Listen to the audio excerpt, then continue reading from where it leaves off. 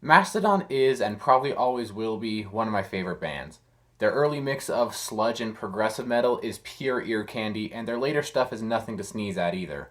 If you ask me, they don't have a single bad album. But that does not mean that some of their albums aren't better than others, so I'm here to just give my personal ranking on all their studio albums from worst to best. And little disclaimer, this is obviously just my opinion. Please don't get too riled up over it. We all have our opinions, you have yours, and I'm here to share mine. Cool?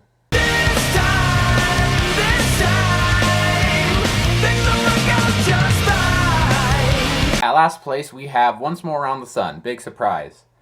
It's not bad by any means, but to me it just kind of sounds stale.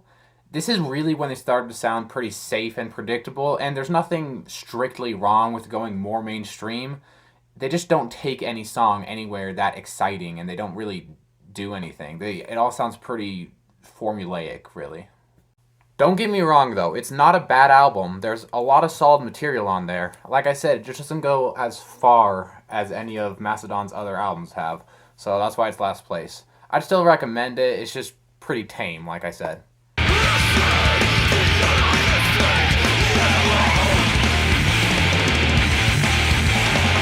Putting Remission as their second worst album is probably sacrilegious, but hear me out.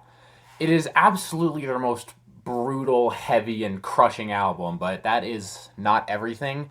It just doesn't really do anything that their next two albums didn't do a lot better. There's nothing on there really leaving me wanting more. Absolutely a good album though, and I would recommend listening to it if you haven't already.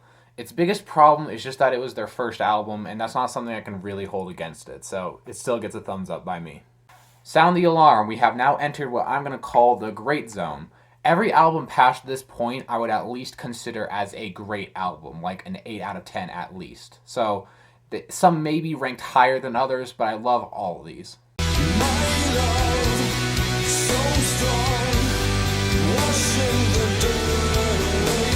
Hushed and Grim, which is their most recent album, is definitely no slouch. It's nearly an hour and a half long, which is impressive, but in this case, it definitely errs on the side of being too much of a good thing. Songs are drawn out longer than they need to be, and honestly, there are a few tracks that they could just go with cutting, because it just hurts the overall consistency and flow of the album. Like, there's 20 minutes worth of content on here that they could trim, and it would only improve the final product. Not to dwell too much on the negatives though, there's a lot of stuff in here that's really great. It contains some of their strongest material in over a decade, maybe ever. Teardrinker and Gigantium in particular are just chef's kiss, top tier Mastodon. And the overall atmosphere of the album is completely unmatched in Mastodon's discography. Like I said, it's a little inconsistent, so I wouldn't recommend just like listening to it all in one sitting, but there is some amazing stuff in here that you should definitely dive into.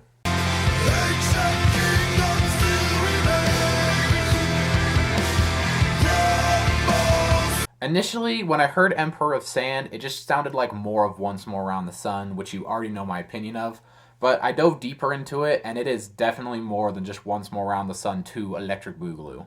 The accessibility of Once More Around the Sun definitely negatively impacted the album, but in Emperor of Sand, it is a lot less overbearing.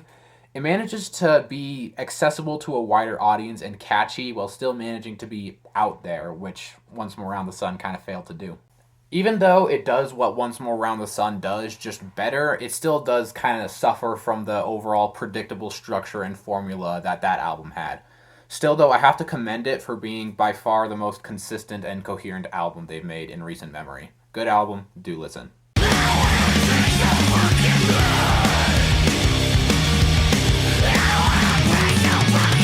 Here we arrive at what I would say is the most underappreciated album in their discography. The Hunter gets a lot of flack that it really doesn't deserve. It manages to have that catchy, streamlined, and simple sound, but it never falls into having like a predictable or samey track list, unlike many of the albums after it.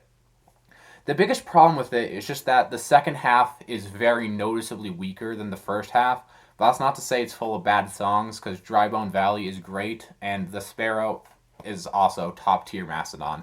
It is definitely not on the level of the three albums that came before it, which are going to be the next three on this list, but I do think it can stand relatively comfortably alongside them, and If you've overlooked this album in the past or you haven't heard it, please listen to it because it really is something special. It's just so underappreciated and it deserves a second chance. That's it.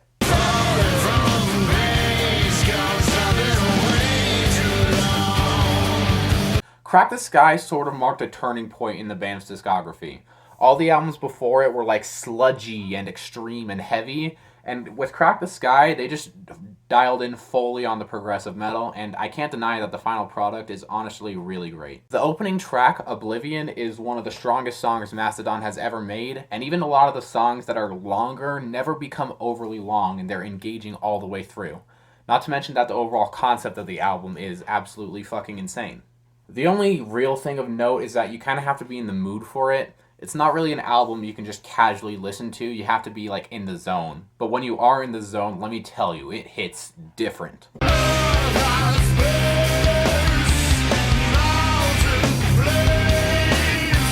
Blood Mountain is an absolute masterpiece. The musicianship, riffs, and overall artistic direction of the album is nothing short of pure magic, which makes it really impressive that it's only the second best album on this list. I find that it's comparable in many ways to its predecessor, which, spoiler alert, is the #1 album on this list, but it feels more progressive. There's more going on with it. There's more overall ideas that are implemented.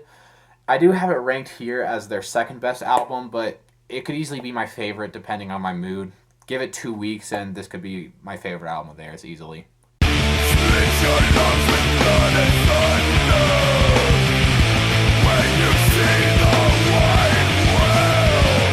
I fucking love this album so much, and to prove it, here's a physical CD.